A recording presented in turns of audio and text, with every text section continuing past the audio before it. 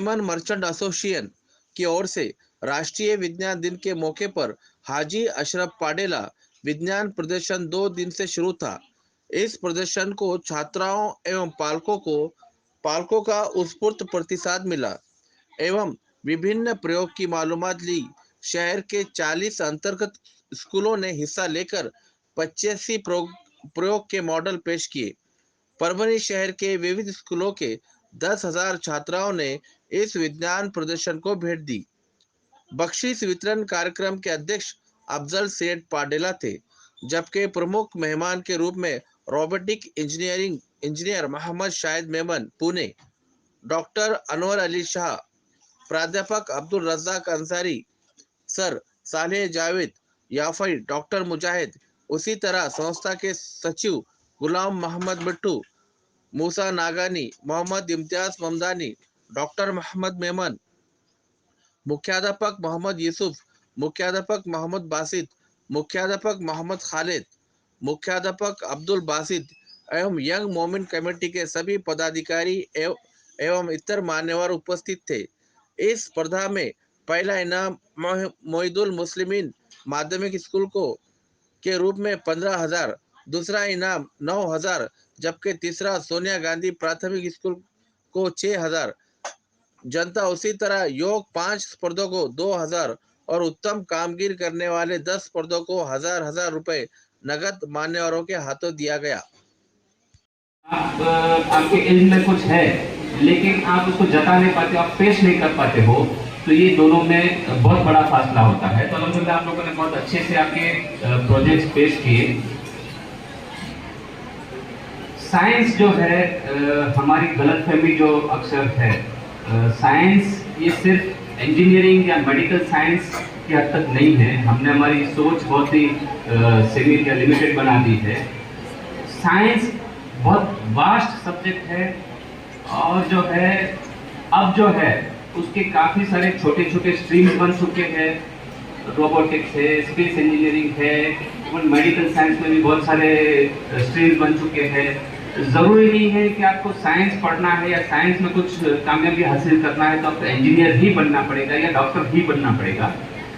Science के काफ़ी सारे स्ट्रीम्स है जो आप बहुत ही आसानी से और बहुत ही कम वक्त में भी डिग्रीज हासिल कर सकते हैं।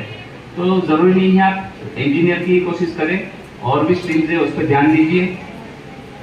रहा सवाल मेरे भाई या मैं सही अल्फाज बोलूँगा, मेरे रोबोटिक भाई शाहिद ने कहा कि लर्निंग जो है सेल्फ लर्निंग, ये मैं मेरा लड़का भी अभी कॉलेज में है, मैं देख के आ रहा हूँ। अब इंडिया छोड़ दिया अगर तो तकरीबन सारे डेवलप कंट्रीज में ये कंसेप्ट ऑलरेडी एडप्ट हो चुका है, और इंडिया में भी बड़े सिटीज़ में बड़े स्कूल्स कॉलेजेस में कंसेप्ट आ चुका है सेल्फ लर्निंग, जहाँ सिर्फ 25% कोर्स आपको टीचर्स के जरिए पढ़ाया जाता है, बाकी आपको आपकी रिसर्च प्रोजेक्ट और सेल्फ लर्निंग के जरिए आपने खुद ने सीखना है। ठीक है, तो ये बहुत सही बात बताई शाहिद ने, जिस पे आप बताता हूँ। साइंस जो है आपका देखने का, चीज़ों को देखने का, समझने का इंटरप्रिटेशन बदलता है, यानी कि आपका देखने का, चीज़ों को देखने का नज़रिया बदलता है।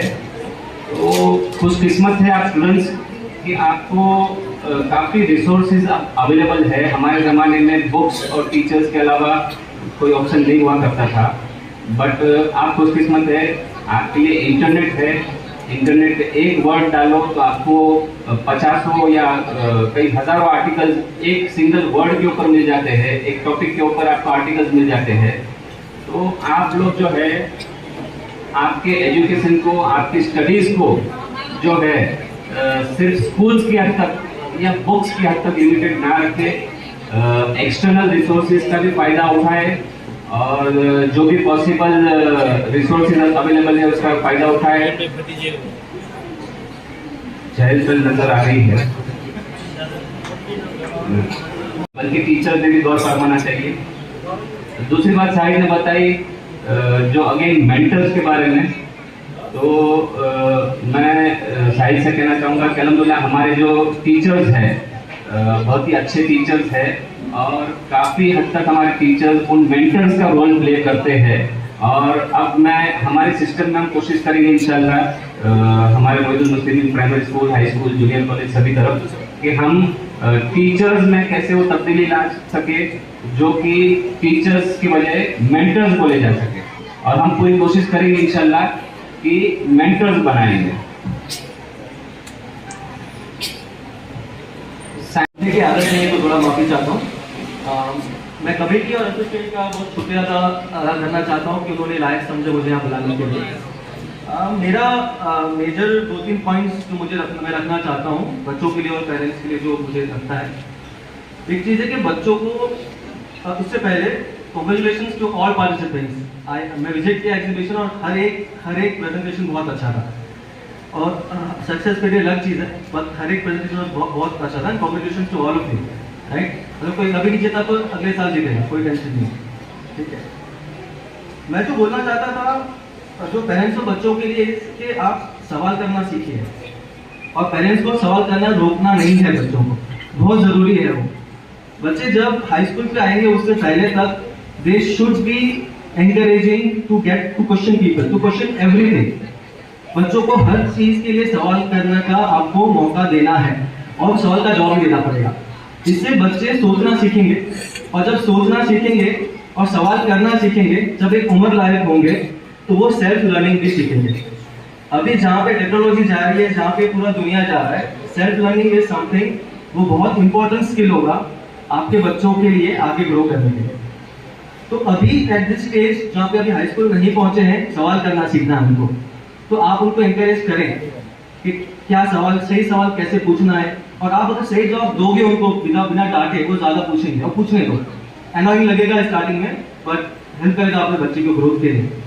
वो मेरा एक अंडरस्टैंडिंग और मेरा खुद का एक्सपीरियंस है, तो उस बेस में मुझे ये सही लगता है, मैं बताया। दूसरा, बच्चों को एनकरेज करिए कि फेलियर हो तो डरे नहीं, ठीक है ना।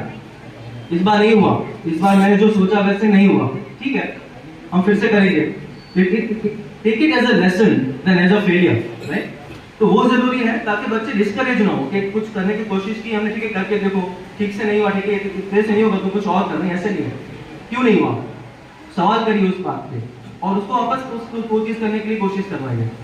ये दूसरा एक पॉइंट था। और तीसरा पॉइंट जो मैं चाहता हूँ कि काफी इंपॉर्टेंट है, कि हर बच्चों को, आपका अगर बच्चों का रुझान पता है कहाँ पर है क्या है, बच्चों के लिए मेंटर्स ढूंढिए, बहुत ज़रूरी है। कोई बच्चे का अगर रुझान किसी चीज़ में, फॉर एग्जांपल कोई बंदा कॉम्पिटेंट बहुत अच्छा है, एज अ पेरेंट शायद आप नहीं जानते वो चीज़ को, तो आप उसके लिए मेंटर ढूंढिए। मेंटरशिप बहुत लंबा जाएगा आपके बच्चे के करियर के लिए। मेरे लिए मेरे मेंटर मेरे डैडी थे, बिकॉज मैं बिजनेस में हूँ, मतलब मैंने अपनी खुद की कंपनी चालू की, तो वो मेरे लिए बहुत यूजफुल रहा। तो अगर मैं कुछ और बनना चाहता था तो मैं कोई राइट मेंटर को ढूंढना मेरे लिए बहुत जरूरी था। और कोई बंदा एथलीट बनना चाहता है तो मैं तो एथलीट नहीं हूँ, तो मेरे बच्चे के लिए मैं क्या करूँ। Now mentorship is extreme. मैं आज जुएल भाई के साथ ही मैं डिस्कशन कर रहा था, यही बात बता रहा था मैं कि मेंटरशिप और कोचिंग अलग चीज है। आप स्कूल जब भेजते हो बच्चों को, वो कोचिंग होता है, they get to learn how to discipline, how to be in discipline. वो सीखते हैं कि कोर्स कैसे खत्म करना है, कैसे पढ़ना है, एग्जाम्स इंपॉर्टेंट है, वो सब इंपॉर्टेंट है। तो मेंटरशिप अलग होता है, वो लंबा सोचते हैं कि बच्चे की करियर ग्रोथ कैसे होनी चाहिए, बच्चे को क्या सीखना है, कैसे डिसीजंस लेने हैं। तो उसके लिए आपको अपने बच्चे के लिए मेंटर्स ढूंढना बहुत जरूरी है। ये मेरा ऑब्जर्वेशन है फ्रॉम अलग अलग जगहों से, जो मैं समझ रहा हूँ, सीख रहा हूँ। तो ये 3 चीजें खास मुझे आपसे बोलनी थी यहाँ पर। शुक्रिया बहुत। चलते हैं अगली खबर की तरफ। राज्य महिला आयोग की अध्यक्षा रूपाली ताई चाकनकर ये 2 और 3 मार्च 2023 को परभनी यहाँ दौरा किया। 2:30 पर पत्रकार परिषद आयोजित की गई। श्रीमती चाकनकर की पत्रकार परिषद के बाद विविध स्कूल, महाविद्यालय, भरोसा सेल, वन स्टॉप सेंटर यहाँ दौरे रहे। किस तरह पत्रकार परिषद में बाल विवाह को लेकर कहा। बाल विवाह के विरोध में जन जागृति की गरज है। बाल विवाह रोकने के लिए प्रशासन की ओर से जो जन्म दाखिले देने वाले ग्राम सेवकों पर कड़क कार्रवाई की जाए। बाल विवाह जहां जहां हो रहे हैं, ऐसी जगह मंदिर, धार्मिक स्थल, विश्वस्त समितियों को बर्खास्त करके कार्रवाई करे और कहा कि महिला संदर्भ में असंख्य ऐसे प्रश्न हैं।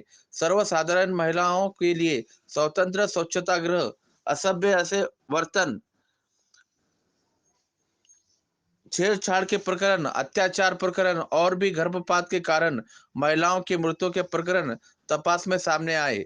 दिरंगाई, गर्भपात, अवैध गर्भलिंग निदान जांचनी ये मुद्दे देखे सामने आए हैं। इस पार्श्वभूमि पर गर्भलिंग निदान जांचनी प्रकरण में कल से ही तपास मुहिम हाथ में लेकर सोनोग्राफी केंद्रों, अस्पतालों की तपास करने की सूचना ही प्रशासन को दी गई है, ऐसा चाकनकर मैडम ने कहा।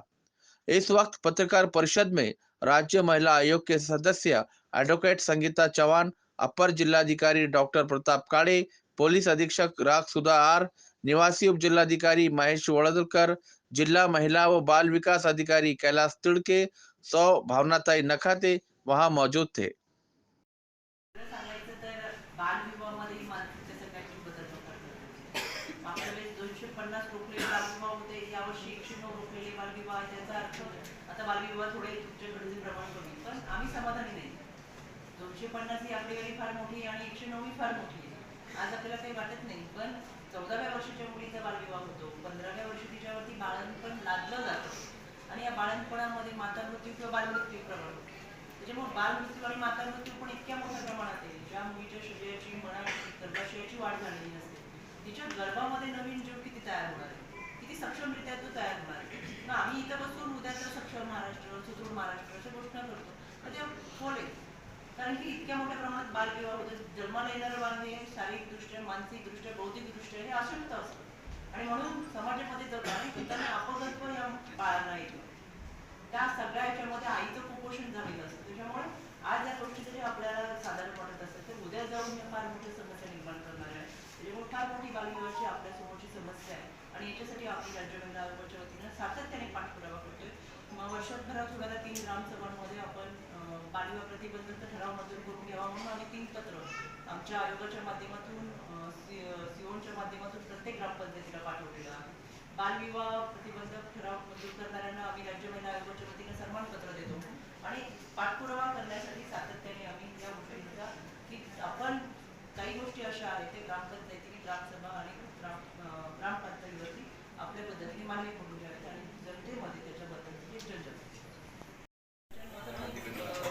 या ज्या केसेस आमच्याकडे येतात, या केसेस ज्या आलेल्या आहेत या संदर्भात ज्या काही केसेस आहेत त्या जागच्या जागी निकाली निघतात आणि बऱ्याचशा केसेस एसपी ऑफिसशी संबंधित असतात. तालुका पोलीस स्टेशनला पाठवून कारवाई करावी. काही भरोसा माध्यमातून काउन्सिलिंग करायला सांगतो जेणेकरून कुटुंब व्यवस्थापनाचे काही वन स्टॉप सेंटर, विधी सेवा प्राधिकरण पाठवतो आणि प्रॉपर्टीच्या संदर्भात जेवढे तेवढे आपल्या जिल्हाधिकारी त्याच्यामुळे लोकांनी समाधान आता जिल्हाधिकारी कार्यालयाची होईल आणि चलते हैं अगली खबर की तरफ। परभणी जिले के सभी महसूल कर्मचारी ये 14 मार्च को शुरू हो रहा राज्यव्यापी बेमुद्दत में हिस्सा ले रहे। इस ताल्लुक से प्रभारी जिलाधिकारी डॉक्टर प्रताप काड़े को महसूल कर्मचारी संघ के संस्थापक अध्यक्ष नाना साहेब भेंडेकर के नेतृत्व में एक ज्ञापन दिया गया। उस वक्त विट्ठल मोरे, जगदीश दुधारे, सतीश रेड्डी, हरीश टाक, शेख अल्ताफ, रोहित जायसवाल, माधव वड़जे, प्रवीण कोकाटे, महिला प्रतिनिधि शिवकन्या चोपड़े, मनीषा भोसले, उज्जवल पल्लेवाड़, श्रीमती फिसे आदि कर्मचारी उपस्थित थे। चलते हैं अगली खबर की तरफ। ओबीसी आरक्षण एकता के लिए प्रबोधन मंडल यात्रा निकाली गई। 27 और 28 फरवरी से 1 मार्च 2023 ओबीसी आरक्षण को लेकर कहा कि ओबीसी आरक्षण पूरी तरह कायम किया जाए। ओबीसी जातीय जनगणना की जाए। मंडल आयोग के सभी सिफारिश किए हुए पूरे लगाए जाए। बंटी आयोग के संकलित किए हुए माहिती के तपास करें। इस वक्त वहां पर भगवान राव वाघमारे, सौराज सिंह परिहार, विशाल बुधवंत, विश्वनाथ थोरे, कीर्ति कुमार बुराडे, तुकाराम साटे, विष्णु भाव कुटे, राजेंद्र वड़कर, बाबू भाई पिंजारी, पांडुरंग लोखंडे, प्रभाकर जायसवाल, श्रीहरि भुजबल, विठल तड़ेकर इनकी मौजूदगी रही।